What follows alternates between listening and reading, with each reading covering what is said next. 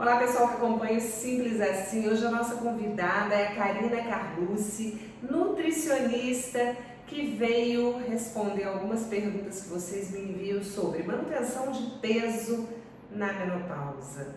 Situação complicada, né? Perder já é difícil nessa fase. E manter? O que a gente precisa fazer?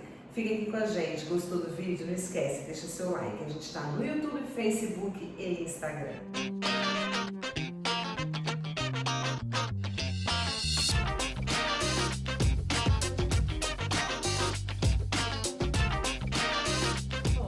A gente sabe que a menopausa, ela acaba trazendo algumas alterações, né, hormonais, e por conta dessas alterações hormonais, a parte metabólica também muda, né? Então a gente tem um pouquinho, né, da redução ali do gasto calórico mesmo, a gente acaba tendo uma alteração e maior chance de consumir um pouco mais calorias. Então, se a pessoa, de fato, ela continuar fazendo a mesma coisa que ela fazia apenas, né, se ela não se preocupar com, em buscar mudanças, adaptações, ela pode sim ter ganho de peso, né? Então, o processo é de fazer um ajuste da alimentação para a gente conseguir essa redução e manter esse padrão ali para conseguir manter essa perda de peso, né? Então, quando você perde, você reduz o número de calorias, matemática, né? Você reduz o número de calorias, aumenta o gasto. Sim.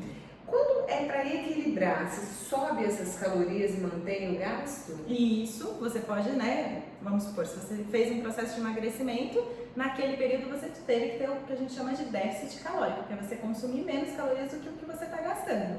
Depois, em período de manutenção, você pode, né, equilibrar. O que eu falo que às vezes as pessoas acabam esquecendo é que elas acabam querendo voltar talvez para um padrão anterior, que não é um padrão de estabilidade, né? Mas é um padrão que fez ela ganhar o peso. Então, é por isso que a gente fala tanto da reeducação alimentar, que o mais importante é que essa pessoa, ela consiga, né, criar uma nova rotina com alimentos aí que vão trazer mais benefícios, um aporte calórico adequado e que ela não volte 100% ao que era antes, mas ela chegue num equilíbrio. Então, o que eu falo? O pensamento é que a gente mantenha uma rotina nesse período que a gente fez, né, o processo de emagrecimento, com um pouco mais de flexibilidade. Então essa pessoa ela vai poder ter algumas exceções a mais, né, num período de manutenção, mas a base não vai mudar, né? A base ela vai continuar sendo uma alimentação mais leve, mais limpa, né, para um processo aí de manutenção.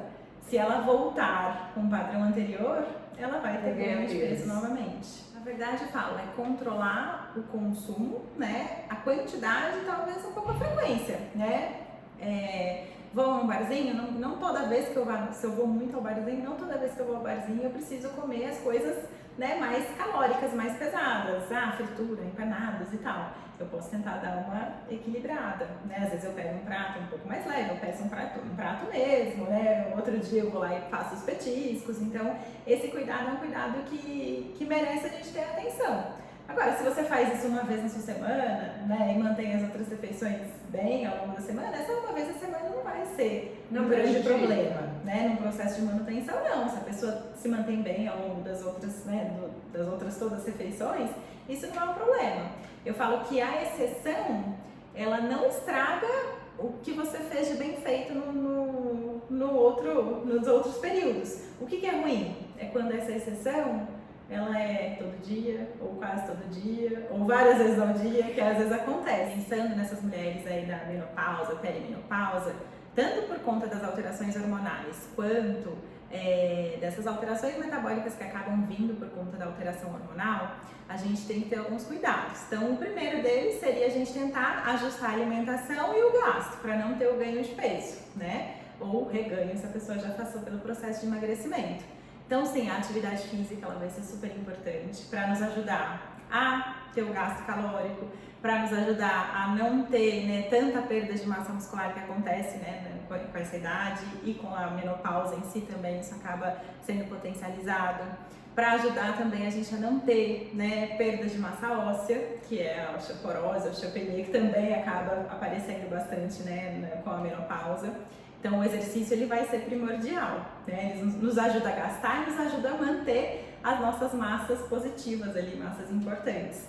né? E aí a alimentação, o que a gente vê, né, com a mudança hormonal e o ganho de peso, se ele acontece, a gente acaba tendo maiores chances de doenças crônicas, né? Diabetes, problemas cardíacos, né? Pressão, colesterol. Então, o pensamento é a gente reduzir essa inflamação que vem na mulher com o ganho de peso através da alimentação. E aí, qual é o pensamento? É a alimentação mais natural possível, né? Então, aquela coisa que a gente fala, é comida de verdade, né? Então, descascar mais e desembalar menos. E evitar o excesso de açúcar, farinha branca, gordura saturada, gordura trans, que são itens que em excesso vão trazer esse aumento da inflamação e vem muitas vezes de alimentos que a gente consome grandes quantidades de calorias, né? Às vezes não é nem grande quantidade, mas é grande quantidade de calorias, né? Que é essa coisa, né? Os salgadinhos, a bolacha, o biscoitinho, os bolos mais industrializados, que é aquelas coisas assim, você come e não te dá a mesma sensação de saciedade do que fazer uma refeição, né? Só que às vezes tem o dobro de calorias do que uma refeição teria. E tem a questão do sono, que é um outro ponto também que as mulheres nessa fase comentam, né? Reclamam bastante. Então, por exemplo, a gente tem alimentos que são fontes aí de melatonina, triptofano, que são importantes aí para o processo de sono de qualidade, que a gente pode inserir, né, no período da noite. A gente tem, né, outros nutrientes que vão ser importantes também, complexo B, zinco, magnésio, que a gente pode inserir via alimentação, às vezes até suplementação, se for o caso, né, para trazer um sono melhor para essa mulher nessa fase. Eventualmente usar algum fitoterápico também é uma opção, né, para ajudar no sono, porque uma mulher que não dorme bem, ela vai ter alteração metabólica, ela vai ter uma tendência de consumo alimentar ali um pouco mais caótico, né, mais vontade de doce, mais vontade de coisas mais calóricas. E ela, muito provavelmente, ela não vai ter energia nem pro básico, quanto mais para fazer uma atividade física.